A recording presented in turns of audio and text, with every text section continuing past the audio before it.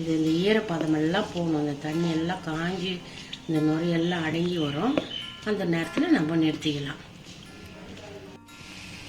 நம்ம தலைக்கு வந்து தடவுற எண்ணெயிலேருந்து தாங்க நம்ம கண்ணுக்கு காதுக்கு எல்லாமே நம்மளுக்கு வந்து அந்த இதனுடைய இது காட்டும்.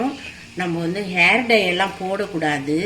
ஹேர் டை போட்டாக்கா கண்ணு நரம்பெல்லாம் பாதிக்கும், கண்ணுக்கு பிரச்சனை வரும், அதே போல் ஸ்கின்னுக்கும் பிரச்சனை வரும். அதனால நம்ம இது போல் நம்ம மூலிகைங்களை காய்ச்சி தலைக்கு போட்டுட்டு வரும்போது வெள்ளை முடி நரமுடி வராது. அதே போல் முடியும் நல்லா அடர்த்தியாக கருகருப்பாக நல்லா வளரும். முடி வளர்ந்தாவே நம்மளுக்கு ஆரோக்கியமாக இருக்கிறன்ற ஒரு ஃபீலிங் நம்மளுக்கு உண்டாகும்.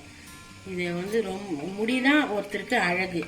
அந்த முடி இல்லாட்டி நம்மளுக்கு அந்த அழகே இல்லைங்க. அதனால இந்த முடியை பாதுகாக்கிறதுக்கு நம்ம என்னென்ன செய்யணுமோ கொஞ்சம் கஷ்டப்பட்டு இதெல்லாம் நம்ம செஞ்சு நம்ம பயனடைக்கணும். கொதிச்சு வருது இல்லைங்களா, இந்த நுரையெல்லாம் அடங்கணும். நுரையெல்லாம் அடங்கின பிறகு இங்கே பாருங்கள், இது கலர் க்ரீன் கலராக இருக்கும் இந்த எண்ணெய்.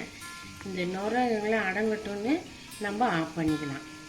நம்மளுக்கு இந்த இலை வாசனை வராமல் வாசனையாக இருக்கிறதுக்கு இந்த வெட்டி வேறு போடுறோம். வாசனையாகவும் இருக்கும். இது முடிக்கும் நல்லது, முடி வளர்கிறதுக்கும் நல்லது. எண்ணெய் வாசனையாக இருக்கும். எண்ணெய் எல்லாம் காஞ்சி வர ஆரம்பிச்சிருச்சு.